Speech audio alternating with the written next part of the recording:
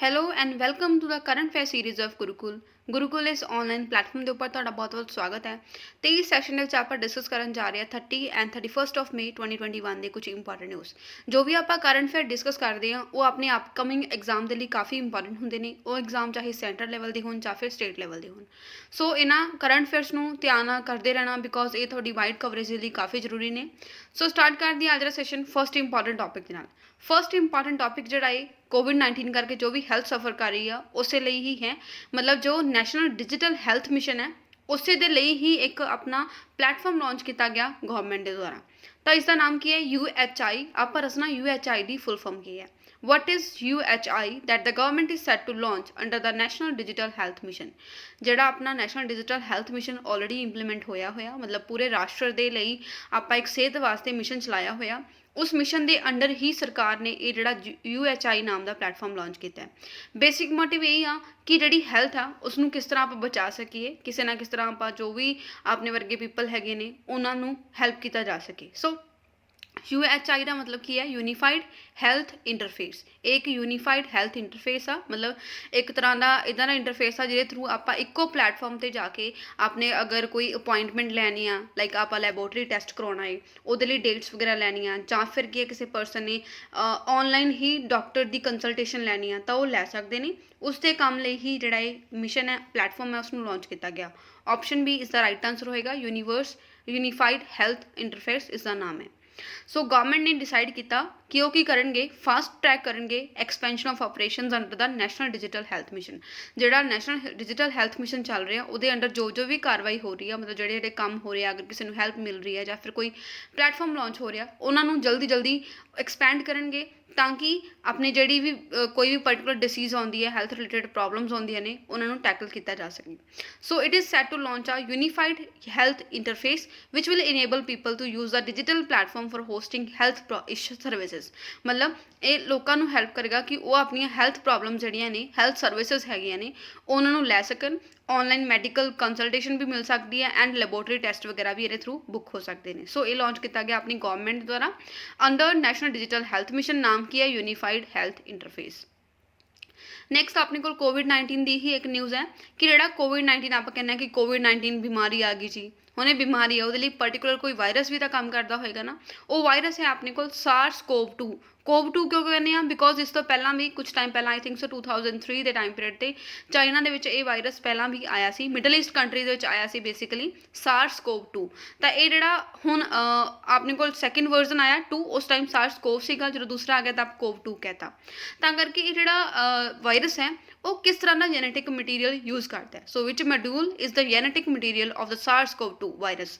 मतलब इस DNA हुंदा RNA हुंदा या फिर दोनों ही हुंदे ने तो हुण तक की स्टडी के अकॉर्डिंग कोविड-19 का जोड़ा वायरस है SARS-CoV-2 वो की हुंदा RNA सो इसनू ट्रीट करने के लिए mRNA वगैरह यूज़ किए जाते हैं बट नाउ रीसेंटली DNA के रिलेटेड कोई स्टडी हुई है दैट्स वाई अपने को न्यूज़ आ गया सो ऑप्शन बी इसका राइट आंसर है RNA SARS-CoV-2 का जेनेटिक मटीरियल के तौर पर यूज़ किया जाता है वायरसिस के कोल ਜਾਂ ਤਾਂ RNA ਹੁੰਦੇ ਆ ਜਾਂ ਫਿਰ DNA ਹੁੰਦੇ ਆ ਉਹਨਾਂ ਦੇ ਜੈਨੇਟਿਕ ਮਟੀਰੀਅਲ ਦੇ ਤੌਰ ਤੇ ਨਿਊਕਲਿਕ ਐਸਿਡ ਜਿਹੜਾ ਹੈ ਉਹ ਸਿੰਗਲ ਔਰ ਡਬਲ ਸਟੈਂਡਰਡ ਹੋ ਸਕਦਾ ਕੋਵਿਡ-19 ਦਾ ਜਿਹੜਾ ਵਾਇਰਸ ਆ ਉਹਦੇ ਕੋਲ RNA ਆ ਔਰ ਜੈਨੇਟਿਕ ਮਟੀਰੀਅਲ ਦੇ ਤੌਰ ਤੇ ਰੀਸੈਂਟਲੀ ਤਾਈਵਾਨ ਦੇ ਵਿੱਚ ਕੋਈ ਸਟੱਡੀ ਹੋਈ ਆ ਉੱਥੋਂ ਦੇ ਸਾਇੰਟਿਸਟ ਜਿਹੜੇ ਆ ਉਹਨਾਂ ਨੇ ਡਿਵੈਲਪ ਕੀਤਾ ਇੱਕ ਨਵਾਂ DNA ਬੇਸਡ ਕੋਵਿਡ-19 ਵੈਕਸੀਨ मतलब RNA हैगा तो कोविड-19 ਦੇ ਵਿੱਚ बट ਉਹਦੀ ਵੈਕਸੀਨ ਜਿਹੜੀ ਉਹਦੇ 'ਚ ਇੱਕ DNA ਦੇ ਤੌਰ ਤੇ ਬਣਾ ਰਹੇ ਨੇ ਉਹ ठीक है ये कहते हैं कि जोड़ा ये DNA बेस्ड कोविड-19 की वैक्सीन आ ये अपनी बॉडी दियाँ जिहड़ी एंटीबॉडीज़ हैगियां ने उन्होंने जनरेट करने का काम करेगी मतलब एंटीबॉडीज़ नूं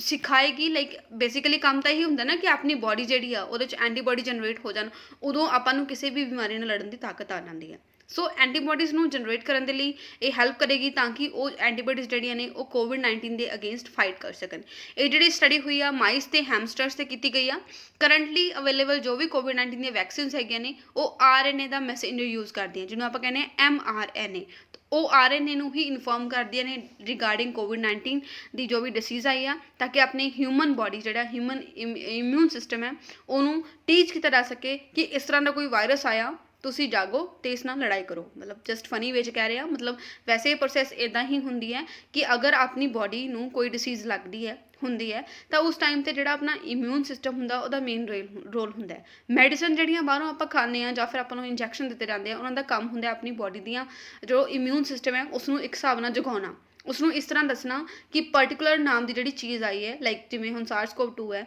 ਇਹ ਆਪਣੀ ਬੋਡੀ ਦੇ ਲਈ ਸਹੀ ਨਹੀਂ ਆ, ਮਤਲਬ ਇਹ ਕੋਈ ਇਸ ਤਰ੍ਹਾਂ ਦਾ ਵਾਇਰਸ ਹੈ, ਉਹਨੂੰ ਰੈਕਗਨਾਈਜ਼ ਕਰਾਉਣਾ। ਜਦੋਂ ਹੀ ਆਪਣੇ ਇਮਿਊਨ ਸਿਸਟਮ ਨੇ ਰੈਕਗਨਾਈਜ਼ ਕਰ ਲਿਆ ਤਾਂ ਉਹ ਖੁਦ ਬ ਖੁਦ ਉਹਦੇ ਨਾਲ ਡੀਲ ਕਰ ਸਕੇਗਾ, ਉਹਨੂੰ ਹੋਰ ਕਿਸੇ ਚੀਜ਼ ਦੀ ਲੋੜ ਨਹੀਂ ਪੈਣੀ। ਸੋ ਇਸੇ ਨੂੰ ਕਹਿੰਦੇ ਨੇ ਐਂਟੀਬਾਡੀ ਜਨਰੇਟ ਹੋਣਾ। ਜਦੋਂ ਆਪਣਾ ਇਮਿਊਨ ਸਿਸਟਮ ਐਕਟਿਵ ਹੋ ਜਾਂਦਾ, ਉਸ ਡਿਸੀਜ਼ ਨਾਲ ਲੜਨ ਲੱਗ ਜਾਂਦਾ, ਤਾਂ ਉਹਨੂੰ ਆਪਾਂ ਕਹਿੰਦੇ ਕਿ ਐਂਟੀਬਾਡੀ ਜਨਰੇਟ ਹੋ ਗਏ। ਸੋ ਇਹ ਜਿਹੜਾ ਰੀਸੈਂਟਲੀ ਡਿਵੈਲਪਮੈਂਟ ਹੋਈ ਆ, ਯਾਦ ਰੱਖਣਾ ਜਿਹੜਾ ਆਪਣਾ SARS-CoV-2 ਆ ਉਹਦੇ 'ਚ ਤਾਂ RNA ਆ, ਬਟ ਜਿਹੜੀ ਰੀਸੈਂਟਲੀ ਸਟੱਡੀ ਹੋਈ ਆ ਉਹਦੇ 'ਚ ਕੀ ਹੈ, DNA ਬੇਸਡ COVID-19 ਵੈਕਸੀਨ ਬਣਾਈ ਜਾ ਰਹੀ ਆ। ਆਲਰੇਡੀ ਜਿਹੜੀ ਚੱਲ ਰਹੀ ਸੀ ਵੈਕਸੀਨ ਉਹਦੇ ਵਿੱਚ mRNA ਦਾ ਯੂਜ਼ ਕੀਤਾ ਜਾਂਦਾ ਆਪਣੇ ਇਮਿਊਨ ਸਿਸਟਮ ਨੂੰ ਜਗਾਉਣ ਦੇ ਲਈ। ਨੈਕਸਟ ਆਪਣੇ ਕੋਲ ਕੁਐਸਚਨ ਹੈ ਇੱਕ ਪਰਸਨੈਲਿਟੀ ਬਾਰੇ। ਤਾਂ ਸਾਂਗ ਯਿਨ ਹੁੰਗ ਨਾਮ ਦੀ ਇੱਕ ਪਰਸਨੈਲਿਟੀ ਆ ਜਿਹੜੇ ਕਿ ਉਹਨਾਂ ਨੇ ਵਰਲਡ ਰਿਕਾਰਡ ਬਣਾਇਆ, ਵਰਲਡ ਦੀ ਫਸਟੈਸਟ ਸਵਿਮਰ ਆ ਜਿਨ੍ਹਾਂ ਨੇ ਮਾਊਂਟ ਐਵਰੈਸਟ ਨੂੰ ਸਕੇਲ ਕੀਤਾ। ਮਤਲਬ ਹੁਣ ਤੱਕ ਵਰਲਡ ਦੀ ਫਸਟੈਸਟ ਸਕੇਲਰ ਹੈਗੀ ਹੈ ਮਾਊਂਟੇਨ ਐਵਰੈਸਟ ਦੀ। ਤਾਂ ਉਹ ਕਿਹੜੀ ਕੰਟਰੀ ਨੂੰ ਬਿਲੋਂਗ ਕਰਦੀ ਹੈ? ਵੈਸੇ ਤਾਂ ਆਪਾਂ ਨਾਮ ਦੇਖ ਕੇ ਸੋਚਾਂਗੇ ਸਾਂਗ ਯਿਨ ਹੁੰਗ ਕਿ ਚਾਈਨਾ ਦਾ ਹੋਏਗਾ, ਅਤੇ ਆਪਣੇ ਕੋਲ ਆਪਣੀ ਜਿਹੜੀ ਆਪਸ਼ਨ ਹੋਏਗੀ ਉਹ ਵੀ ਫਸਟ ਚਾਈਨਾ ਹੀ ਪਈ ਹੋਏਗੀ। ਤਾਂ ਮੋਸਟਲੀ ਇੱਦਾਂ ਹੀ ਹੁੰਦਾ, ਇਸ ਤਰ੍ਹਾਂ ਦੇ ਕੁਐਸਚਨ ਜਿਹੜੇ ਆਪਾਂ ਨੂੰ ਲੱਗਦੇ ਨਾ ਕਿ ਇਹਦੀ ਆਪਸ਼ਨ ਤਾਂ ਆਹੀ ਹੋ ਸਕਦੀ, ਉਹ ਪਹਿਲੇ ਨੰਬਰ 'ਤੇ ਹੀ ਪਈ ਹੁੰਦੀ ਹੈ, ਬਟ ਅਕਸਰ ਇਸ ਤਰ੍ਹਾਂ ਦਾ ਨਹੀਂ ਹੁੰਦਾ ਆਨਸਰ। ਸੋ ਉਸੇ ਤਰ੍ਹਾਂ ਹੀ ਜਿਹੜੀ ਇਹ ਸਾਂਗ ਯਿਨ ਹੁੰਗ ਹੈ ਉਹ ਕਿਸ ਕੰਟਰੀ ਨੂੰ ਬਿਲੋਂਗ ਕਰਦੀ ਆ? ਉਹ ਕਰਦੇ ਆ ਹਾਂਗਕਾਂਗ ਨੂੰ ਬਿਲੋਂਗ ਕਰਦੇ ਆ। ਐਂਡ ਉਹਨਾਂ ਨੇ ਵਰਲਡ ਰਿਕਾਰਡ ਬਣਾਇਆ ਇਸ ਟਾਈਮ 'ਤੇ ਕਿ ਮਾਊਂਟ ਐਵਰੈਸਟ ਨੂੰ ਸਭ ਤੋਂ ਘੱਟ ਟਾਈਮ ਵਿੱਚ ਸਕੇਲ ਕਰਨ ਦਾ। ਈਵਨ ਕਿ ਉਹਨਾਂ ਨੇ 26 ਆਰ ਤੋਂ ਵੀ ਘੱਟ ਟਾਈਮ ਲਿਆ, 25 ਘੰਟੇ 50 ਮਿੰਟ ਦੇ ਵਿੱਚ ਹੀ ਇਸ ਨੂੰ ਸਕੇਲ ਕਰ ਲਿਆ। ਸੋ ਜਿੱਥੇ ਪੂਰੀ ਦੁਨੀਆ ਇੰਨੀਆਂ ਪ੍ਰੋਬਲਮਸ ਵਿੱਚ ਜੂਝ ਰਹੀ ਹੈ, ਇਹ ਪਰਸਨ ਦਾ ਹੌਸਲਾ ਹੈ ਕਿ ਉਹ ਇੰਨੇ ਅੱਛੇ ਕੰਮ ਕਰ ਰਹੇ ਨੇ, ਰਿਕਾਰਡ ਬਣਾ ਰਹੇ ਆ। ਸੋ ਇਸ ਕੁਐਸਚਨ ਦਾ ਰਾਈਟ ਆਨਸਰ ਆਪਣੇ ਕੋਲ ਕੀ ਹੋ ਗਿਆ? Option B. ਹਾਂਗਕਾਂਗ ਮਾਊਂਟੇਨਰ ਸਾਂਗ ਯਿਨ ਹੁੰਗ ਰਿਕਾਰਡ ਬਣਾਇਆ ਉਹਨਾਂ ਨੇ, ਵਰਲਡ ਦੇ fastest ascent of Everest by a woman. ਉਸ ਵਾਰ ਇੱਕ ਹੋਰ ਜਿਹੜਾ ਰਿਕਾਰਡ ਵੀ ਬਣਿਆ ਉਹ ਹੈਗੇ ਆ ਵਰਲਡ ਦੇ ਓਲਡੈਸਟ ਪਰਸਨ ਜਿਨ੍ਹਾਂ ਨੇ ਮਾਊਂਟ ਐਵਰੈਸਟ ਨੂੰ ਸਕੇਲ ਕੀਤਾ ਹੈ। ਉਹ ਹੈਗੇ ਨੇ 75 ਸਾਲ ਦੇ ਹੈਗੇ ਨੇ ਆਰਥਰ ਮੂਅਰ, ਜਿਹੜੇ ਕਿ ਓਲਡੈਸਟ ਅਮਰੀਕਨ ਬਣੇ ਨੇ ਜਿਨ੍ਹਾਂ ਨੇ ਕਲਾਈਮ ਕੀਤਾ ਵਰਲਡ ਦੀ ਹਾਈਐਸਟ ਪੀਕ, ਜਿਹਦੀ ਹਾਈਟ ਕਿੰਨੀ ਆ? 8848.86 ਮੀਟਰ। ਇਹ ਜਿਹੜੀ ਇਹਦੀ ਹਾਈਟ ਹੈ ਉਹ ਰਿਵਾਈਜ਼ ਕੀਤੀ ਗਈ ਆ, ਜਿਹੜੀ 86 ਮੀਟਰ ਆ ਹੁਣ ਰੀਸੈਂਟਲੀ ਰਿਵਾਈਜ਼ ਹੋਈ ਸੀ ਕੁਝ ਟਾਈਮ ਪਹਿਲਾਂ ਆਦੀ ਆਈ ਥਿੰਕ ਸੋ ਆਪਾਂ 8848 ਹੀ ਕਹਿੰਦੇ ਸੀ। ਸੋ ਇਸੇ ਨੂੰ ਹੀ ਕਲਾਈਮ ਕੀਤਾ ਸੀ ਜੋ ਵਿਮਨ ਹੈ ਹਾਂਗਕਾਂਗ ਦੀ, ਜਿਹਦਾ ਨਾਮ ਹੈ ਸਾਂਗ ਯਿਨ ਹੁੰਗ, ਜਿਨ੍ਹਾਂ ਨੇ ਕੀ ਆ ਇਸ ਨੂੰ 25 ਘੰਟੇ 50 ਮਿੰਟ ਦੇ ਵਿੱਚ ਹੀ ਸਕੇਲ ਕਰ ਲਿਆ। ਸੋ ਇਹ ਦੋ ਨਵੇਂ ਰਿਕਾਰਡ ਬਣੇ ਆ। ਨੈਕਸਟ ਕੁਐਸਚਨ ਵੀ ਆਪਣਾ ਇਸੇ ਦੇ ਨਾਲ ਲਿੰਕਡ ਹੈ। Who has become the oldest American to climb the world's highest peak at 8848.86 metres, ਜਿਹਦੀ ਹਾਈਟ ਟੋਟਲ ਬਣ ਜਾਂਦੀ ਹੈ 29,031 ਫੀਟ। ਰੀਸੈਂਟਲੀ ਹੀ ਕੀਤਾ ਗਿਆ, ਮਈ ਦੇ ਵਿੱਚ ਹੀ ਇਹ ਕੰਮ ਕੀਤਾ। ਸੋ ਇਹ ਕਿਹੜੇ ਪਰਸਨ ਨੇ? ਆਪਾਂ ਦੇਖ ਹੀ ਚੁੱਕੇ ਆ ਪਿਛਲੇ ਕੁਐਸਚਨ ਦੇ ਵਿੱਚ, ਇਹ ਹੈਗੇ ਨੇ Arthur Muir. Option first is the right answer. Climbers ਜਿਹੜੇ USA ਦੇ ਤੇ ਹਾਂਗਕਾਂਗ ਦੇ ਨਵੇਂ ਰਿਕਾਰਡ ਸੈੱਟ ਕਰਤੇ ਆ, ਆਪਾਂ ਆਲਰੇਡੀ ਦੇਖ ਚੁੱਕੇ ਹਾਂ, ਦੁਬਾਰਾ ਦੇਖਣ ਦੀ ਲੋੜ ਨਹੀਂ ਆ। ਆਰਥਰ ਮੂਅਰ ਜਿਹੜੇ ਕਿ 75 ਈਅਰਸ ਦੇ ਬਣੇ ਨੇ, ਓਲਡੈਸਟ ਅਮਰੀਕਨ ਬਣੇ ਨੇ ਇਸ ਨੂੰ ਕਲਾਈਮ ਕਰਨ ਵਾਲੇ। ਤੇ ਹਾਂਗਕਾਂਗ ਦੀ ਜਿਹੜੀ ਇਹ ਵਿਮਨ ਹੈ ਉਹ 45 ਸਾਲ ਦੀ ਵਿਮਨ ਹੈ, ਮਤਲਬ ਜਿਹਨੇ ਇਸ ਮਾਊਂਟ ਐਵਰੈਸਟ ਨੂੰ 26 ਆਵਰਸ ਤੋਂ ਵੀ ਘੱਟ ਟਾਈਮ ਦੇ ਵਿੱਚ ਕਲਾਈਮ ਕਰ ਲਿਆ। ਸੋ ਸ਼ਾਰਟੈਸਟ ਆ ਹੁਣ ਟਾਈਮ ਦਾ ਟਾਈਮ ਜੋ ਵੀ ਕਿਸੇ ਵਿਮਨ ਨੇ ਲਿਆ ਕਿਸੇ ਲਾਈਕ ਹਾਈਐਸਟ ਪੀਕ ਨੂੰ ਕਲਾਈਮ ਕਰਨ ਦੇ ਲਈ। ਸੋ ਇਹ ਦੋਨੋਂ ਰਿਕਾਰਡ ਬਣੇ ਆ। ਨੈਕਸਟ ਆਪਣੇ ਕੋਲ ਕੁਐਸਚਨ ਹੈ ਕਿ WHO ਨੇ ਇੱਕ ਪੈਨਲ ਬਣਾਇਆ, ਉਸਦਾ ਨਾਮ ਦੱਸਣਾ। What is the name of the panel set up by WHO and partners to prevent the spread of disease from animals to humans? ਕਿ ਜੋ ਵੀ ਕੋਈ ਬਿਮਾਰੀ ਹੈ ਉਹ ਐਨੀਮਲਸ ਤੋਂ ਹਿਊਮਨਸ ਤੱਕ ਨਾ ਫੈਲੇ, ਮਤਲਬ ਜਾਨਵਰਾਂ ਤੋਂ ਮਨੁੱਖਾਂ ਦੇ ਵਿੱਚ ਨਾ ਫੈਲੇ, ਉਸੇ ਚੀਜ਼ ਨੂੰ ਪ੍ਰੀਵੈਂਟ ਕਰਨ ਦੇ ਲਈ ਇਹ ਜਿਹੜੀ ਪੈਨਲ ਆ ਉਸਨੂੰ ਬਣਾਇਆ ਗਿਆ ਵਰਲਡ ਹੈਲਥ ਆਰਗੇਨਾਈਜੇਸ਼ਨ ਨੇ। ਸੋ ਇਸ ਦਾ ਨਾਮ ਕੀ ਹੈ? ਇਸ ਦਾ ਨਾਮ ਹੈ ਵਨ ਹੈਲਥ ਪੈਨਲ। ਇੱਕ ਮਤਲਬ ਇਸ ਤਰ੍ਹਾਂ ਦਾ ਪੈਨਲ ਆ ਜਿਹੜਾ ਇਸ ਫੀਲਡ ਵਿੱਚ ਕੰਮ ਕਰੇਗਾ ਤਾਂ ਕਿ ਜਿਹੜੀਆਂ ਡਿਸੀਜ਼ ਬਿਮਾਰੀਆਂ ਹੈਗੀਆਂ ਨੇ ਉਹਨਾਂ ਨੂੰ ਐਨੀਮਲਸ ਤੋਂ ਹਿਊਮਨਸ ਦੇ ਵਿੱਚ ਫੈਲਣ ਤੋਂ ਰੋਕਿਆ ਜਾ ਸਕੇ। ਸੋ option A is the right answer. WHO ਨੇ ਇਕੱਲਿਆਂ ਨਹੀਂ ਬਣਾਇਆ, ਉਸਨੇ FAO ਮਤਲਬ food and agriculture organisation, UNEP ਮਤਲਬ ਯੂਨਾਈਟਿਡ ਨੇਸ਼ਨ ਇਨਵਾਇਰਨਮੈਂਟ ਪ੍ਰੋਗਰਾਮ ਤੇ world organisation for animal health, ਉਹਨਾਂ ਸਭ ਨਾਲ ਮਿਲ ਕੇ ਇਹ ਪੈਨਲ ਬਣਾਇਆ। ਐਕਸਪਰਟਸ ਦਾ ਪੈਨਲ ਆ ਜਿਹੜੇ ਕਿ ਗਲੋਬਲ ਪਲਾਨ ਬਣਾਉਣਗੇ ਕਿਸ ਤਰ੍ਹਾਂ ਆਪਾਂ ਜੋ ਵੀ ਕੋਈ ਬਿਮਾਰੀ ਆਉਂਦੀ ਹੈ ਉਸਨੂੰ ਫੈਲਣ ਤੋਂ ਰੋਕ ਸਕਦੇ ਹਾਂ, ਮਤਲਬ ਉਹ ਐਨੀਮਲਸ ਤੋਂ ਹਿਊਮਨਸ ਤੱਕ ਨਾ ਪਹੁੰਚੇ। ਸੋ ਇਸ ਦੇ ਲਈ ਇਹ ਪੈਨਲ ਬਣਾਇਆ ਗਿਆ। ਇਸ ਨੂੰ ਨਾਮ ਕੀ ਰੱਖਿਆ ਗਿਆ? One health high level expert panel ਆ। And it was an initiative launch by France and Germany. France Germany ਨੇ ਲਾਂਚ ਕੀਤਾ, ਇਨੀਸ਼ੀਏਟਿਵ ਲਿਆ ਇਸ ਚੀਜ਼ ਵਾਸਤੇ। It will advise the UN bodies to develop risk assessment and establish good practices to prevent zoonotic outbreaks. Zoonotic outbreaks ਕੀ ਹੁੰਦੇ ਨੇ ਕਿ ਕੋਈ ਵੀ ਬਿਮਾਰੀ ਅਗਰ ਪਰਟੀਕੂਲਰ ਹਿਊਮਨ ਤੋਂ ਕਿਸੇ ਐਨੀਮਲ ਨੂੰ ਹੋ ਜਾਂਦੀ ਹੈ ਅਤੇ ਐਨੀਮਲ ਤੋਂ ਹਿਊਮਨ ਨੂੰ ਹੋ ਜਾਂਦੀ ਹੈ, ਉਹਨੂੰ ਆਪਾਂ ਕਹਿੰਦੇ ਹਾਂ ਯੂਨੈਟਿਕ ਡਿਸੀਜ਼। ਯੂਨੋਟਿਕ ਮਤਲਬ ਇੱਕ ਪਰਸਨ ਤੋਂ ਪਰਸਨ ਨੂੰ ਹੀ ਨਹੀਂ, ਸਗੋਂ ਇੱਕ ਪਰਸਨ ਤੋਂ ਹਿਊਮਨ ਨੂੰ, ਸੌਰੀ ਪਰਸਨ ਤੋਂ ਐਨੀਮਲ ਨੂੰ ਅਤੇ ਐਨੀਮਲ ਤੋਂ ਹਿਊਮਨ ਨੂੰ ਵੀ ਹੋ ਸਕਦੀ ਹੈ, ਉਹ ਹੁੰਦੇ ਜੂਨੋਟਿਕ ਡਿਸੀਜ਼। ਤਾਂ ਅਗਰ ਇਸ ਤਰ੍ਹਾਂ ਦੀ ਕੋਈ ਬਿਮਾਰੀ ਹੋ ਜਾਵੇ ਉਹ ਲਾਰਜ ਸਕੇਲ 'ਤੇ ਫੈਲ ਸਕਦੀ ਹੈ, ਬਿਕੋਜ਼ ਹਿਊਮਨ ਤਾਂ ਫਿਰ ਵੀ ਆਪਾਂ ਕਿਸੇ ਹੱਦ ਤੱਕ ਬਚਾਅ ਰੱਖ ਲਾਂਗੇ, ਪ੍ਰੀਵੈਂਟ ਕਰ ਲਾਂਗੇ, ਪ੍ਰੀਕਾਸ਼ਨਸ ਲੈ ਲਾਂਗੇ, ਬਟ ਐਨੀਮਲਸ ਨੂੰ ਇਸ ਤਰ੍ਹਾਂ ਦਾ ਕੁਝ ਵੀ ਪਤਾ ਨਹੀਂ ਹੁੰਦਾ। ਤਾਂ ਇਸੇ ਚੀਜ਼ ਨੂੰ ਹੀ ਪ੍ਰੀਵੈਂਟ ਕਰਨ ਦੇ ਲਈ, ਤਾਂ ਕਿ ਅਲੱਗ-ਅਲੱਗ ਜਿਹੜੀਆਂ UN ਦੀਆਂ ਬੋਡੀਜ਼ ਨੇ ਉਹਨਾਂ ਨੂੰ ਰਿਸਕ ਅਸੈਸਮੈਂਟ ਵਾਸਤੇ ਤਿਆਰ ਕੀਤਾ ਜਾ ਸਕੇ, ਕਿਸ ਤਰ੍ਹਾਂ ਆਪਾਂ ਇਸ ਡਿਸੀਜ਼ ਨੂੰ, ਇਸ ਤਰ੍ਹਾਂ ਦੇ ਫੈਲਾਅ ਨੂੰ ਰੋਕ ਸਕਦੇ ਹਾਂ। ਉਸੇ ਲਈ ਇਹ ਜਿਹੜਾ ਪਰਟੀਕੂਲਰ ਪੈਨਲ ਬਣਾਇਆ ਗਿਆ, ਵਨ ਹੈਲਥ ਪੈਨਲ, ਐਕਸਪਰਟਸ ਦਾ ਪੈਨਲ ਹੋਏਗਾ। WHO ਨੇ ਅਲੱਗ-ਅਲੱਗ ਆਰਗੇਨਾਈਜੇਸ਼ਨ ਦੇ ਨਾਲ ਮਿਲ ਕੇ ਇਸ ਨੂੰ ਬਣਾਇਆ। ਨੈਕਸਟ ਆਪਣੇ ਕੋਲ ਇੱਕ ਕੁਐਸਚਨ ਹੈ, ਔਨ May 30 ਵਿਚ state celebrated its statehood day. ਕਿਹੜੀ ਸਟੇਟ ਨੇ ਆਪਣਾ ਸਟੇਟਹੁੱਡ ਡੇ ਇਸ ਦਿਨ 30 ਮਈ ਨੂੰ ਓਬਜ਼ਰਵ ਕੀਤਾ? ਸੋ ਇਹ ਸਟੇਟ ਹੈ ਗੋਆ। ਗੋਆ ਸਟੇਟ ਨੇ ਓਬਜ਼ਰਵ ਕੀਤਾ statehood day on 30th May। On May 30 Goa ਨੇ ਇਹ ਸਟੇਟਹੁੱਡ ਡੇ ਸੈਲੀਬ੍ਰੇਟ ਕੀਤਾ ਹੈ। ਇਸ ਦਿਨ ਹੀ 30 ਮਈ 1987 ਨੂੰ Goa ceased to be UT and became the 25th state of union of India. ਇਸ ਤੋਂ ਪਹਿਲਾਂ ਗੋਆ ਕੀ ਸੀ? ਇੱਕ UT ਹੈਗਾ ਸੀ, ਫਿਰ UT ਤੋਂ ਇਸ ਨੂੰ ਅਪਗ੍ਰੇਡ ਕਰਕੇ ਸਟੇਟ ਦਾ ਦਰਜਾ ਦਿੱਤਾ ਗਿਆ ਅਤੇ ਉਸ ਟਾਈਮ 'ਤੇ ਇਹ 25th ਸਟੇਟ ਬਣੀ ਸੀ। ਅੱਜ ਦੇ ਟਾਈਮ 'ਤੇ ਇੰਡੀਆ ਦੇ ਵਿੱਚ ਟੋਟਲ 28 ਸਟੇਟ ਹੈਗੀਆਂ ਨੇ ਐਂਡ 8 UTs ਹੈਗੀਆਂ। This year, Goa will not officially celebrate statehood day on account of the ongoing pandemic and in view of statewide curfew which has currently been imposed in the coastal state till May 31। तो बस ये कह रहा है कि जो भी हर state का हाल है अपन पता है, पंजाब ਵਿੱਚ लॉकडाउन ਚੱਲ ਰਿਹਾ, ਹਰਿਆਣਾ 'ਚ ਚੱਲ ਰਿਹਾ, ਦਿੱਲੀ 'ਚ ਚੱਲ ਰਿਹਾ, ਕੈਨੇਡਾ 'ਚ ਚੱਲ ਰਿਹਾ, ਗੋਆ ਚੱਲ ਰਿਹਾ, ਅਲੱਗ-ਅਲੱਗ ਸਟੇਟਸ ਦੇ ਵਿੱਚ ਲੌਕਡਾਊਨ ਚੱਲ ਰਿਹਾ। ਤਾਂ ਇਸੇ ਲੌਕਡਾਊਨ ਕਰਕੇ ਕਹਿੰਦੇ ਕਿ ਇਹਨਾਂ ਨੇ ਆਫੀਸ਼ੀਅਲੀ ਸੈਲੀਬ੍ਰੇਟ ਨਹੀਂ ਕੀਤਾ ਜਿਹੜਾ ਆਪਣਾ ਸਟੇਟਹੁੱਡ ਡੇ ਆ, ਕਿਉਂਕਿ ਕਰਫਿਊ ਵਗੈਰਾ ਦੀ ਸਿਚੁਏਸ਼ਨ ਚੱਲ ਰਹੀ ਆ। ਹੁਣ ਗੋਆ ਦੇ ਬਾਰੇ ਕੁਝ ਇੰਪੋਰਟੈਂਟ ਫੈਕਟ ਹੈਗੇ ਨੇ। CM ਉੱਥੋਂ ਦੇ ਕੌਣ ਹੈ? ਪ੍ਰਮੋਦ ਸਾਵੰਤ। ਗਵਰਨਰ ਹੈਗੇ ਨੇ ਭਗਤ ਸਿੰਘ ਕੋਸ਼ਿਆਰੀ। ਲੋਕ ਸਭਾ ਦੀਆਂ ਸੀਟਾਂ 2 ਨੇ, ਰਾਜ ਸਭਾ ਦੀ सीट सिर्फ 1 है। तो बहुत छोटी जी स्टेट है, छोटी जी बट काफ़ी अच्छी है। बीचेस के मामले कोस्टल स्टेट हैगी आ, सो उस पॉइंट ऑफ व्यू तो अच्छी है। 30 मई ਨੂੰ 1987 उसनू UT तो हटा के एक स्टेट का दर्जा दिता गया सी। नैक्सट अपने कोल क्वेश्चन हैगा एक नैनो यूरिया बनाया गया। Which of the following will launch nano urea in the market in June 2021। इसे साल अगले मंथ ਦੇ ਵਿੱਚ ਇਹ ਜਿਹੜਾ नैनो यूरिया उसनू लॉन्च किया जाएगा। आप दसना इसनू कौन लॉन्च कर रहा है? नैनो यूरिया जो नवीं डिवेलपमेंट है इसनू लॉन्च करन जा रहा है Indian farmers fertilizers cooperative. India farmers fertilizer cooperative एक कंपनी है, एक पर्टिकुलर संस्था है जी इसनू लॉन्च करन जा रही है। सो ऑप्शन सैकेंड अपना राइट आंसर हो गया IFFC इसनू लॉन्च कर जा रहे हैं। Indian farmers fertilizers cooperative IFFCO will launch nano urea in the market in June 2021। Nano urea जोड़ा एक्सपैक्ट किया जा रहा है कि ये रिड्यूस करेगा कंजम्पशन ऑफ नॉर्मल यूरिया, क्योंकि जो ये यूरिया यूज़ होएगा वो जो अपना वैसा नॉर्मली यूरिया यूज़ होंगे उसकी कंजम्पशन रिड्यूस हो जाएगी एंड वो की आ सस्टेनेबल सेव होएगा ह्यूज सम, मतलब काफ़ी सारे पैसे भी सेव होंगे, सबसिडीज़ टैक्सेस फॉरैक्स वगैरह सेव होंगे, क्योंकि जो यूरिया जिन्ना खरीदया रहिंदा उसे गौरमेंट सबसिडीज़ दिंदी है। हुण जिन्ना घट खरीदया जाएगा उन्ना ही गौरमेंट नूं सबसिडीज़ घट देनियां पैणगियां। सो काफ़ी हैल्पफुल होएगा ये नैनो यूरिया। इस तो वगैरह मतलब कॉस्ट नूं रिड्यूस करन तो इलावा ये जिहड़ा ईल्ड मतलब जिहड़ी उहदी प्रोडक्शन है उसनूं भी इनक्रीज़ करेगा। नैनो यूरिया जिहड़ा इको फ्रेंडली भी है, इन्वायरमेंट नूं भी कोई नुकसान नहीं पहुंचाता। सो ये सारे फायदे ने नैनो यूरिया दे। इसनूं कौन इंप्लीमेंट करन जा रहा? IFFCO Indian farmers fertilizers cooperatives नूं इंप्लीमेंट करन वाली अथॉरिटी है। Next question.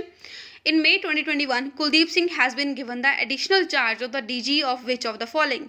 Kuldeep Singh ਜਿਹੜੇ ਕਿ at present CRPF ਦੇ DG ਹੈਗੇ ਨੇ, ਡਾਇਰੈਕਟਰ ਜਨਰਲ ਹੈਗੇ ਆ, ਉਹਨਾਂ ਨੂੰ ਐਡੀਸ਼ਨਲ ਚਾਰਜ ਦਿੱਤਾ ਜਾ ਰਿਹਾ, ਮਤਲਬ ਇੱਕ ਹੋਰ ਪਾਰਟਿਕੂਲਰ ਏਜੰਸੀ ਦਾ ਉਹਨਾਂ ਨੂੰ ਚਾਰਜ ਦਿੱਤਾ ਜਾ ਰਿਹਾ, ਉਹ ਹੈ NIA ਨੈਸ਼ਨਲ ਇਨਵੈਸਟੀਗੇਸ਼ਨ ਏਜੰਸੀ। ਇਹੀ ਆਪਣੇ ਤੋਂ ਕੁਐਸਚਨ ਪੁੱਛਿਆ ਗਿਆ ਸੀ ਕਿ ਕੁਲਦੀਪ ਸਿੰਘ ਨੂੰ ਕਿਹੜੀ ਪਾਰਟਿਕੂਲਰ ਏਜੰਸੀ ਦਾ एडिशनल चार्ज दिता जा रहा है। सो ऑप्शन सैकेंड अपना राइट आंसर होएगा। ये जो क्वेश्चन है काफ़ी इंपॉर्टेंट है, because NIA national investigation agency काफ़ी इंपॉर्टेंट बॉडी है।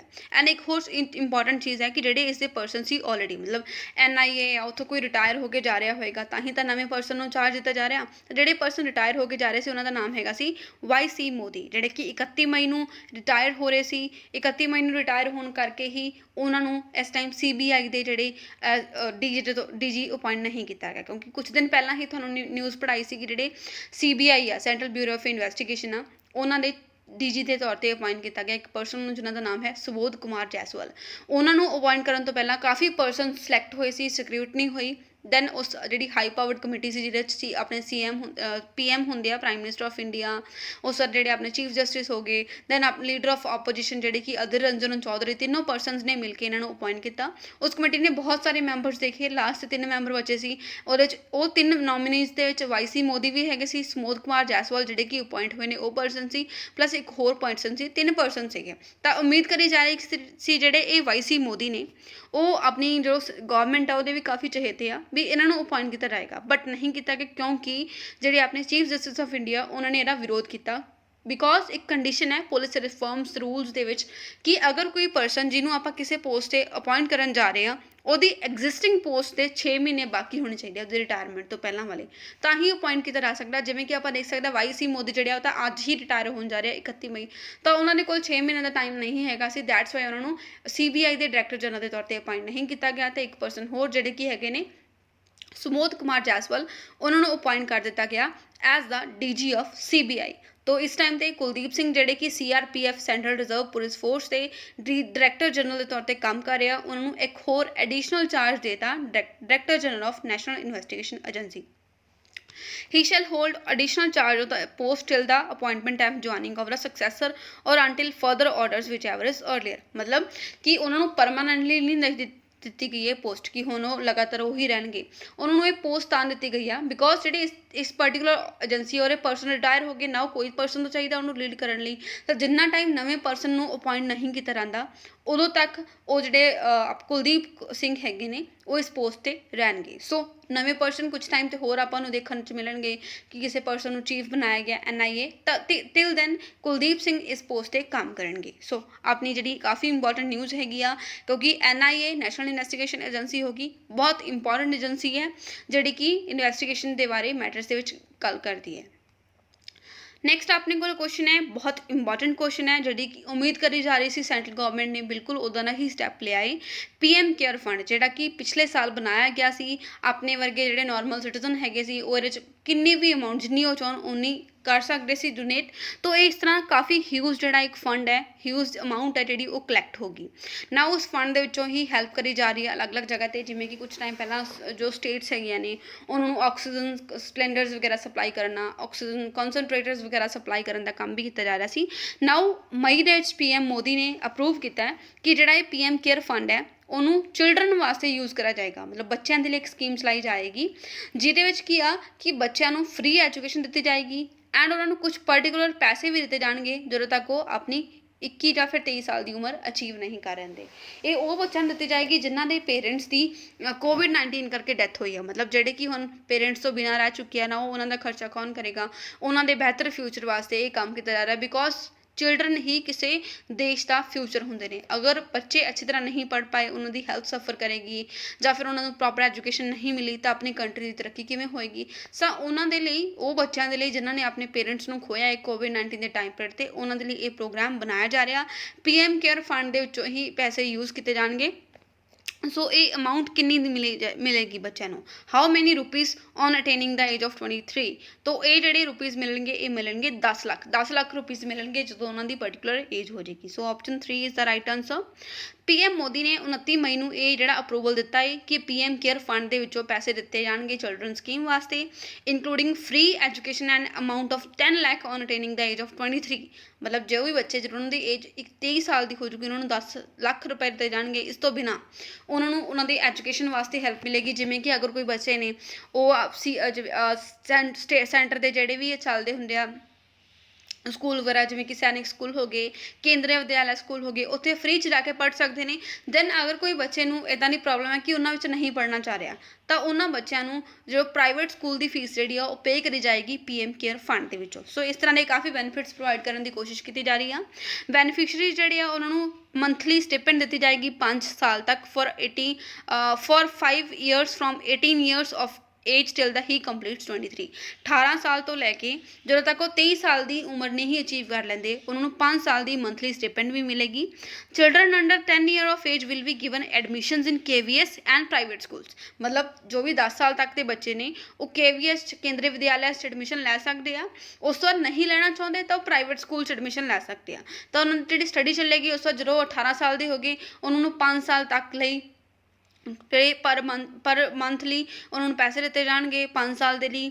तो काफ़ी अच्छी हेल्प करने की कोशिश की जा रही है। बहुत वेटेड स्टैप हैगा सी बिकॉज इस टाइम से ਜਿਹੜੇ ਕਾफ़ी ਬੱਚੇ ਨੇ ਉਹ ਆਪਣੇ ਪੇਰੈਂਟਸ ਖੋ ਚੁੱਕੇ ਆ ਤਾਂ ਇਸ ਟਾਈਮ ਤੇ ਉਹ ਸ਼ਿਕਾਰ ਹੋ ਜਾਂਦੇ ਨੇ ਕੁਝ ਇਦਾਂ ਦੇ ਪਰਸਨਸ ਦਾ ਜਿਹੜੇ ਉਹਨਾਂ ਤੋਂ ਲਾਈਕ ਬੈਗਿੰਗ ਵਗੈਰਾ ਕਰਵਾਉਂਦੇ ਨੇ ਕਿਉਂਕਿ ਮੋਸਟਲੀ ਇਦਾਂ ਦੇ ਬੱਚਿਆਂ ਨੂੰ ਕਈ ਵਾਰੀ ਕੁਝ ਇਦਾਂ ਦੇ ਪਰਸਨ ਚੁੱਕ ਕੇ ਲੈ ਜਾਂਦੇ ਆ ਜਿਨ੍ਹਾਂ ਨੇ ਉਹਨਾਂ ਨੂੰ ਕਿਹਾ ਲਾਈਕ ਹੱਥ ਪੈਰ ਤੋੜ ਕੇ ਜਾਂ ਫਿਰ ਅੱਖਾਂ ਖਰਾਬ ਕਰਕੇ ਉਹਨਾਂ ਤੋਂ ਭਿੱਖ ਮੰਗਵਾਉਂਦੇ ਨੇ। ਜਿਵੇਂ ਇੱਕ ਮੂਵੀ ਹੈ ਸਲਮ ਡੌਗ ਉਹਦੇ ਵਿੱਚ ਵੀ ਇਸ ਤਰ੍ਹਾਂ ਹੀ ਕੀਤਾ ਰਹਿੰਦਾ ਕਿ ਬੱਚਿਆਂ ਨਾਲ ਗਲਤ ਹਰਕਤਾਂ ਹੁੰਦੀਆਂ ਨੇ। ਇਹਨਾਂ ਚੀਜ਼ਾਂ ਨੂੰ ਅਵੋਇਡ ਕਰਨ ਦੇ ਲਈ ਹੀ ਜਿਹੜਾ ਇਹ प्रोग्राम है अपनी सेंट्रल गवर्नमेंट इंप्लीमेंट करन जा रही है। सो काफ़ी अच्छा एप्रीशिएट करने वाला स्टैप हैगा अपनी गवर्नमेंट का कह सकते हैं आप कि उन्होंने फाइनली बच्चों के हक में कुछ काम करने की कोशिश की है। सो चिल्ड्रन की वैलफेयर वास्ते PM केयर फंड जो पिछले साल बनाया गया सी prime minister citizen alliance for जो अपने COVID-19 के वास्ते बनाया गया सी जो फंड स्कीम वास्ते तो वो ये पैसे दिते जा रहे हैं। नैक्सट क्वेश्चन भी इसी तरह का ही है। यह है एक स्टेट बारे तो किहड़ी स्टेट ने अनाउंस किया मुख्यमंत्री Bal Seva Yojana to provide financial assistance for the children who have lost both their parents due to covid. ਜਿਹੜੇ ਬੱਚੇ कोविड ਦੇ ਕਰਕੇ ਆਪਣੇ ਦੋਨੋਂ पेरेंट्स मतलब माता पिता दोनों ਨੂੰ ਖੋ ਚੁੱਕੇ ਨੇ ਉਹਨਾਂ ਨੂੰ किस तरह की एक फाइनैशियल असिस्टेंट प्रोवाइड करने के लिए ये जिहड़ी स्कीम उसनूं लॉन्च किया गया जिसका नाम है मुख्यमंत्री बाल सेवा योजना। किहड़ी स्टेट ने अनाउंस किया है वो आप दसना है। सो ये जो काम करने वाली स्टेट है वो है गुजरात। गुजरात ने अनाउंसमेंट की कि कोई भी बच्चा अगर अपने दोनों पेरेंट्स खो चुकिया तो उसनों वो हैल्प प्रोवाइड करेंगे फाइनैशियल असिस्टेंट प्रोवाइड करेंगे। एंड एक चीज़ पिछले क्वेश्चन के बारे ये इंपॉर्टेंट है कि जी PM केयर फंड है वो ਜਿਹੜੇ ਬੈਨੀਫਿਟਸ ਹੈਗੇ ਨੇ ਉਹ ਕਦੋਂ ਤੱਕ ਮਿਲਣਗੇ मतलब अगर किसी बच्चे ने ਹੁਣ 2021 ਤੋਂ ਲੈ ਕੇ 2022 ਤੱਕ ਦੇ मतलब 2000 ਪਿਛਲੇ ਸਾਲ ਤੋਂ ਲੈ ਕੇ 2022 ਤੱਕ ਆਪਣੇ ਪੇਰੈਂਟਸ ਨੂੰ ਖੋਇਆ ਉਦੋਂ ਤੱਕ ਦੇ ਸਭ ਬੱਚੇ ਇਹਦੇ ਲਈ ਐਲੀਜੀਬਲ ਹੋਣਗੇ। ਇਹ ਨਹੀਂ ਹੈ ਕਿ ਸਿਰਫ ਹੁਣ ਐਲੀਜੀਬਲ ਆ ਆਉਣ ਵਾਲੇ ਸਾਲ ਤੱਕ ਐਲੀਜੀਬਲ ਆ मतलब ਉਦੋਂ ਤੱਕ ਕਿਸੇ ਬੱਚੇ ਨੂੰ ਕੋਈ ਪ੍ਰੋਬਲਮ ਆਉਂਦੀ ਆ ਉਹ ਆਪਣੇ ਆਪ ਨੂੰ ਇਸ प्रोग्राम इस स्कीम के अंडर रजिस्टर करवा के बेनिफिट्स लै सकते हैं। सो ये जी राजस्थान की स्कीम हैगी अपने को सॉरी गुजरात की गुजरात गवर्नमेंट ने अनाउंस किया फाइनैशियल असिस्टेंट मिलेगी बच्चों को जिन्होंने अपने दोनों पेरेंट्स खोले आ इस स्कीम के अंडर जिसका नाम है मुख्यमंत्री बाल सेवा योजना। कोई भी बच्चा उन्होंने 4000 रुपीज़ पर मंथ मिलेंगे जो तक वो 18 साल का नहीं होंदा। दैन उस तो बाद जो 18 साल का हो गया उस तो बाद 21 साल की उम्र तक उसनों 6000 रुपये महीना दिता जाएगा वो मंथली खर्चों वास्ते। Children will get the benefit of scholarship from the state social justice and empowerment as well as tribal development department irrespective of income limit। ਹੁਣ ਇਨਕਮ ਦੀ ਕੋਈ ਲਿਮਟ ਨਹੀਂ ਆ ਕੋਈ ਵੀ ਜਿਹੜਾ ਇਸ ਤਰ੍ਹਾਂ ਦਾ ਬੱਚਾ ਹੈ ਉਹਨੂੰ ਸਕਾਲਰਸ਼ਿਪ ਜਿੰਨੀਆਂ ਵੀ ਸਟੇਟ ਦੀਆਂ ਹੁੰਦੀਆਂ ਜਿਵੇਂ ਸੋਸ਼ਲ ਜਸਟਿਸ ਡਿਪਾਰਟਮੈਂਟ ਹੋ ਗਿਆ ਟਰਾਈਬਲ ਡਿਵੈਲਪਮੈਂਟ ਡਿਪਾਰਟਮੈਂਟ ਹੋ ਗਿਆ ਉਹਨਾਂ ਨੂੰ ਸਕਾਲਰਸ਼ਿਪ ਵੀ ਮਿਲਣਗੀਆਂ ਬੱਚਿਆਂ ਨੂੰ ਜਿਹੜੇ ਇਸ ਤਰ੍ਹਾਂ ਦੀ ਚੀਜ਼ ਦਾ ਸ਼ਿਕਾਰ ਹੁੰਦੇ ਨੇ। ਬਿਕੋਜ਼ ਪੇਰੈਂਟਸ ਦਾ ਆਪਣੇ ਸਿਰ ਤੇ ਹੋਣਾ ਬਹੁਤ ਵੱਡੀ ਗੱਲ ਹੁੰਦੀ ਹੈ। ਪੇਰੈਂਟਸ ਦੇ ਹੁੰਦੇ ਆਪਾਂ ਨੂੰ ਕਿਸੇ ਚੀਜ਼ ਦੀ ਕੋਈ ਦਿੱਕਤ ਨਹੀਂ ਹੁੰਦੀ ਬਟ ਪੇਰੈਂਟਸ ਤੋਂ ਬਿਨਾਂ ਹਰ ਚੀਜ਼ ਹੀ ਚਾਹੇ ਕਿੰਨੇ ਮਰਜ਼ੀ ਪੈਸੇ ਮਿਲ ਜਾਣ ਤਾਂ ਉਸ ਚੀਜ਼ ਦੀ ਭਰਪਾਈ ਨਹੀਂ ਹੋ ਸਕਦੀ ਬਟ ਫਿਰ ਵੀ ਉਹਨਾਂ ਦਾ ਫਿਊਚਰ ਥੋੜ੍ਹਾ ਅੱਛਾ ਬਣਿਆ ਰਹੇ ਉਹਦੇ ਲਈ ਅਲੱਗ-ਅਲੱਗ ਸਟੇਟ ਸਾਹਮਣੇ ਆ ਰਹੀਆਂ ਨੇ ਸੈਂਟਰ ਸਾਹਮਣੇ ਆ ਰਹੀ ਆ। ਇਸ ਵਾਰ ਇਸ ਤਰ੍ਹਾਂ ਦੇ ਕਈ ਸਕੀਮਸ ਲਾਂਚ ਕੀਤੀਆਂ ਆਪਾਂ ਡੇਲੀ ਕੁਛ ਨਾ ਕੁਛ ਕਵਰ ਕਰ ਲਾਂਗੇ ਬਿਕੋਜ਼ ਕੱਲਾ ਗੁਜਰਾਤ ਜਾਂ ਫਿਰ ਸੈਂਟਰ ਨੇ ਨਹੀਂ ਹੀ ਇਸ ਤਰ੍ਹਾਂ ਦੀ ਸਕੀਮ ਲਾਂਚ ਕੀਤੀ UP ਨੇ ਵੀ ਕੀਤੀਆਂ ਤਾਂ ਇਸ ਤਰ੍ਹਾਂ ਜਿਹੜੀਆਂ ਵੀ ਸਕੀਮਸ ਆਉਣਗੀਆਂ ਆਪਾਂ ਡੇਲੀ ਬੇਸਿਸ 'ਤੇ ਉਹਨਾਂ ਨੂੰ ਕਵਰ ਕਰਦੇ ਰਹਾਂਗੇ। ਸੋ ਗੁਜਰਾਤ ਦੇ ਬਾਰੇ ਕੁਛ ਇਨਫੋਰਮੇਸ਼ਨ ਹੈ। ਗੁਜਰਾਤ ਦੇ CM ਹੈਗੇ ਨੇ ਵਿਜੇ ਰੂਪਾਨੀ ਗਵਰਨਰ ਹੈਗੇ ਆ Acharya Devvrat number of district total 33 ਨੇ ਜਿਵੇਂ ਕਿ ਪੰਜਾਬ ਵਿੱਚ 23 ਆ ਗੁਜਰਾਤ ਵਿੱਚ 33 ਹੋ ਗਏ ਅਤੇ ਮਤਲਬ ਪੰਜਾਬ ਤੋਂ ਥੋੜ੍ਹਾ ਵੱਡਾ ਏਰੀਆ ਹੈਗਾ। ਡੈਮਸ ਇੱਥੇ ਹੈਗੇ ਨੇ ਕੁਛ ਇੰਪੋਰਟੈਂਟ ਜਿਹੜੇ ਕਿ ਬਹੁਤ ਇੰਪੋਰਟੈਂਟ ਨੇ। ਸਰਦਾਰ ਸਰੋਵਰ ਡੈਮ ਹੈ ਜਿਹੜਾ ਕਿ ਨਰਮਦਾ ਰਿਵਰ ਦੇ ਉੱਪਰ ਹੈ। ਉਕਾਈ ਡੈਮ ਤਾਪਤੀ ਰਿਵਰ ਦੇ ਉੱਪਰ ਹੈ। ਨਰਮਦਾ ਤਾਪਤੀ ਜਿਹੜੀਆਂ ਦੋਨੋਂ ਵੈਸਟ ਫਲੋਇੰਗ ਰਿਵਰਸ ਨੇ। ਵੈਸੇ ਆਪਣੀਆਂ ਨੋਰਮਲ ਜਿਹੜੀਆਂ ਵੀ ਰਿਵਰਸ ਆ ਉਹ ਸਾਰੀਆਂ ਈਸਟ ਵਿੱਚ ਫਲੋ ਕਰਦੀਆਂ ਮਤਲਬ ਬੇ ਆਫ ਬੰਗਾਲ 'ਚ ਜਾ ਕੇ ਗਿਰਦੀਆਂ ਬਟ ਇਹ ਦੋਨੋਂ ਰਿਵਰਸ ਕਿੱਥੇ ਜਾਂਦੀਆਂ ਨੇ ਅਰੇਬੀਅਨ ਸੀ। ਉਸ ਤੋਂ ਬਾਅਦ ਦੰਤੀਵਾੜਾ ਡੈਮ ਆ ਜਿਹੜਾ ਕਿ ਬਾਨਸ ਰਿਵਰ ਦੇ ਉੱਪਰ ਹੈ। कदाना डैम है महाई रिवर कमलेश्वर डैम हिरन रिवर। तो ये कुछ इंपॉर्टेंट डैम्स है जिहड़े कि गुजरात के लोकेटेड है अलग अलग रिवर्स के उपर। So this is the end of the video. Last तुहाडे लई छोटी जी इन्फॉर्मेशन है कि अगर तुसी कोई भी कंपीटेटिव बैचेस ज्वाइन करने हो तो अपने गुरुकुल के ऑनलाइन प्लेटफॉर्म के उपर सारे जिहड़े कोर्सेस ने वो रन कर रहे हैं जिवें कि एंट्री के बैचेस चल रहे हैं ਪਟਵਾਰੀ ਦਾ ਬੈਚ ਚੱਲ ਰਿਹਾ, PSPCL ਜਿਹੜੇ ਕਿ ਰੀਸੈਂਟਲੀ ਵੈਕੈਂਸੀਜ਼ ਰਿਲੀਜ਼ ਹੋਈਆਂ, PSTCL ਜਾਂ ਫਿਰ ਮਾਸਟਰ ਕੈਡਰੇ, ਅਲੱਗ-ਅਲੱਗ ਬੈਚਸ ਚੱਲ ਰਹੇ ਆ। ਕਿਸੇ ਵੀ ਬੈਚ ਦੀ ਜਾਣਕਾਰੀ ਲੈਣੀ ਹੋਵੇ ਉਹਦੇ ਟਾਈਮ ਟੇਬਲ ਦੇ ਨਾਲ ਰਿਲੇਟਡ ਜਾਂ ਫਿਰ ਕੋਈ ਫੀ ਕ੍ਰਾਈਟੇਰੀਆ, ਤੁਸੀਂ ਇਸ ਨੰਬਰ 'ਤੇ ਜੋ ਕਿ ਆਪਣੇ ਕੋਲ ਦਿੱਤਾ ਹੋਇਆ 7453000046 ਇਸ 'ਤੇ ਕਾਲ ਕਰਕੇ ਕੋਈ ਵੀ ਇਨਕੁਆਇਰੀ ਜਿਹੜੀ ਆ ਉਸ ਨੂੰ ਕਰ ਸਕਦੇ ਹੋ। ਉਸ ਤੋਂ ਅਗਰ ਤੁਹਾਨੂੰ ਵੀਡੀਓ ਪਸੰਦ ਆਈ ਹੋਵੇ ਤਾਂ ਲਾਈਕ ਸ਼ੇਅਰ ਤੇ ਸਬਸਕ੍ਰਾਈਬ ਜ਼ਰੂਰ ਕਰਨਾ। ਮਿਲਦੇ ਹਾਂ ਕੱਲ੍ਹ ਦੇ ਸੈਸ਼ਨ ਵਿੱਚ ਕੁਝ ਹੋਰ ਇੰਪੋਰਟੈਂਟ ਕਰੰਟ ਅਫੇਅਰਸ ਨਾਲ। ਬਾਏ, ਟੇਕ ਕੇਅਰ, ਜੈ ਹਿੰਦ।